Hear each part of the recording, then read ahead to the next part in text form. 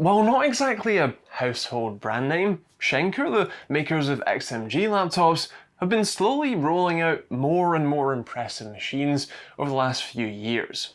This is their Vision 14, and actually it's pretty impressive, sporting an i7 processor, an RTX 3050 Ti, and even configurable and upgradable RAM and storage, all inside a relatively nice magnesium 14-inch frame that all weighs in at just 1.1 kilograms.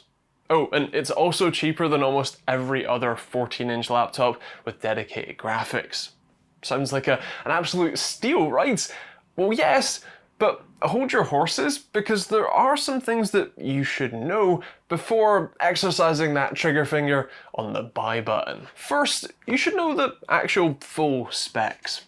The i7 processor is my absolute favourite.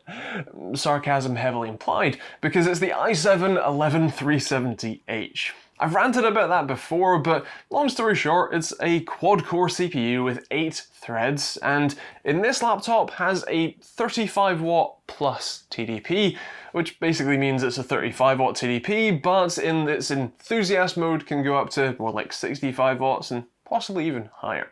It uses 2 standard SODIMM DDR4 slots for the RAM, so you can configure that how you like. I ended up with 16GB of 1x8 DDR4 3200 in this machine. You also have 2 M.2 slots, which are also configurable and upgradable. I got a 1TB WD-SN750, which works great, and you can even option an RTX 3050 Ti with 4GB of GDDR6 VRAM and 35 watt plus 15 watt dynamic boost TDP, or drop almost 500 euros off the price tag and get an i5-11300H with integrated graphics instead, but rather obviously I got the 3050 model. Now, performance-wise, the 11370H is an absolute champion compared to the 1165G7 in the Razer Blade Stealth, for example. In fact, that whole Intel Evo line of chips are the ones that you'll find in pretty much every thin and light form factor laptop, especially at this size and class, and I can happily report that this should outperform most, if not all of them. Interestingly, comparing the 11370H that's in the Asus TUF-F15 to this, despite this one running a much lower TDP, the peak I saw was 53 watts, but was more stable around 40 in the enthusiast mode, it handily outperforms the F15 in most cases. Pretty strange. Of course, when comparing to something even slightly higher end, like the Ryzen 5600H, which is actually held back by only having 8GB of RAM in my testing configuration, the difference is pretty night and day. And comparing to the Apple M1 Pro 10 core, yeah, there's no competition there. The M1 wins pretty much everything, especially anything multi-threaded, all while drawing less power and producing less heat. And actually, speaking of heat, the laptop actually did a reasonable job of keeping that away from its components.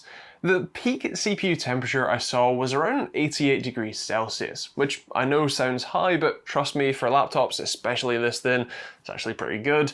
And that was under 100% load while rendering.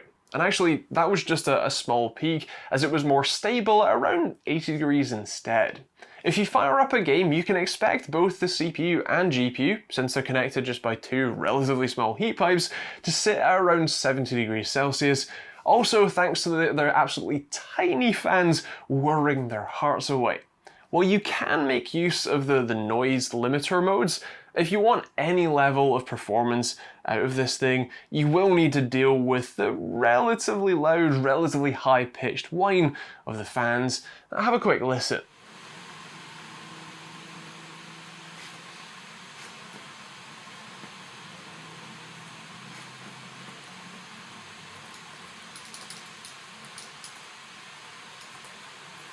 Now, I mentioned gaming. Of course, I couldn't test a laptop with dedicated graphics without at least trying to game on it, right? Sure, Schenker lists the 3050 Ti as a content creation accelerator. but it can accelerate games into my eyeballs, so let's see what it's like. In exceptionally light games like CSGO, you should have a reasonable time, even at the display's 2880 by 1880 resolution, and it will generally hit the 90 FPS required to match the display's refresh rate. And it won't be the worst time. Sure, it's not fantastic, but you can still have a play, although anything heavier than CSGO is kind of a no-go. I managed to squeeze out about a 37 FPS average in Cyberpunk at 1080p on low everything, so it is possible, but, well, there's also another problem with trying to game on this, and that's the display. Now, it's actually a pretty nice panel. Like I said, it runs at 2880 by 1880, meaning it's a 16 by 10 aspect ratio. It uses an IPS panel too, and like I said, will even run at 90 Hz. Sadly, the pixel response times are pretty dreadful, averaging over 20 milliseconds using my new response time testing tool, which is painfully slow. Any amount of fast motion gets smeared and blurry, and that's actually a problem for more than just gaming too. Scrolling around, especially if you have dark mode enabled, can make light text smear while in motion. Sure, it's not the absolute end of the world, but much like the new MacBook Pro's display, it can contribute to an uncomfortable viewing experience. Around 22 milliseconds average, that equates to around one frame about 45 FPS, meaning that anything over 45 FPS is going to have at least a full frame of ghosting, which is not a desirable trait for sure. Luckily, the display actually beats its claims in brightness. They claimed 380 nits, but I saw 413 from mine, and while that's still not amazing, as especially in, say, bright offices or outdoors, you will struggle to see pretty much anything, but for the average user, for how it's generally going to be used, it's perfectly fine. It also exceeds their color space claims as well, reaching over 100% of the sRGB spectrum, up to around 82% DCI-P3, and seemingly pretty accurate out of the box too.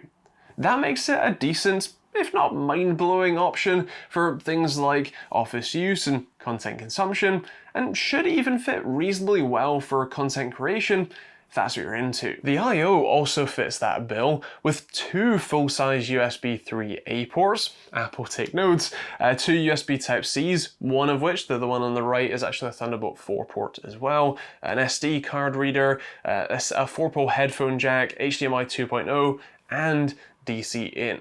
You can actually charge the laptop via either of the USB-C ports with a 20 volt 3.25 amp or 65 watt USB PD charger, although interestingly, the left port, the standard USB one, can only charge the laptop while it is either on or asleep, but not while it's hibernating or powered off, whereas the Thunderbolt port on the right can charge it no matter, what state the machine's in. Now, there is one area that kind of puts me off the Vision 14 the most, and that is the keyboard. It's not actively bad, but it feels a little cheap on the fingers. The keys aren't all that stable through their travel, and generally even the surface finish feels a little bit tacky, a little bit on the cheaper side. Also, despite this being listed as a backlit keyboard and having the setting in their Control Center software, mine refused to light up. I could be missing something, but I think especially since the software says that I should be able to control or change the color of the backlight as well, but that I'm not presented with any options or ways to do that, that could be a bug with my unit or the setup as a whole, but I thought since I noticed it, I should mention it here. As for the trackpad, that's definitely better. It's actually pretty massive, has all of the gestures you would expect, and actually feels pretty premium. Unfortunately, it did kind of jump around from time to time, which was a touch on the frustrating side. And actually, the lack of a touchscreen on a machine like this ended up being even more frustrating overall. For me personally anyway, for a screen size like this, being able to sort of fold it over and just use the screen as a tablet, or hell, even just be able to poke stuff on the screen rather than using the trackpad or an external mouse, would definitely be preferable. I would enjoy being able to do that, and I do feel like it's something that's missing on this machine by comparison. So who's this thing for? Well, if you're after an around the house, everyday carry laptop for word processing, web browsing, and sort of content consumption with all day battery life, this probably isn't for you. There are better, cheaper options available with arguably better battery life that will suit you better. But if you do a touch of content creation, or just need a little bit more power while still retaining the incredibly impressive size and weight, and can deal with about 5 or so hours of battery life, then this might be for you. The pricing is incredibly competitive, as even with how I have it spec'd here, it's under €2,000 or about £1,650, although sadly, because we were all lied to, if you want one of these in the UK, you'll need to pay VAT on top of that, which sets it to at least £1,900, and that's assuming you don't have to pay any kind of import tariffs as well. And for that kind of money, you can afford the new MacBook Pro 14 with the 8-core M1 Pro, or a touch more will get you the better 10-core option instead. Or you could even get the soon-to-be-launched Razer Blade 14 with the Ryzen 6900HX and an RTX 3060 6GB, and also a 140Hz display that I can only assume won't be as painfully slow, albeit for about 2200 instead, but that's kind of in the same ballpark and certainly looks to be a much more powerful machine. All in all, I do quite like the Vision 14. It's not quite for me personally, but if you're in the target market and live in Europe, then I don't think that it's a bad option. The build quality isn't fantastic, it's nice enough, but it's certainly not the most premium thing I've felt, especially that keyboard. And also, since this is an ODM machine, as in it's made by Tongfang, it's the PH4TR1 TRX1, you might be able to find similar options elsewhere, although Schenker do a number of sort of under-the-hood tweaks, like the performance tuning, that you might feel outweigh any likely sort of small cost savings. Plus, since you can add storage and RAM to this yourself, you can either try and save some cash up front by buying a lower spec model and then upgrading it yourself, or you can just extend the lifespan of this thing with easy upgrades later on.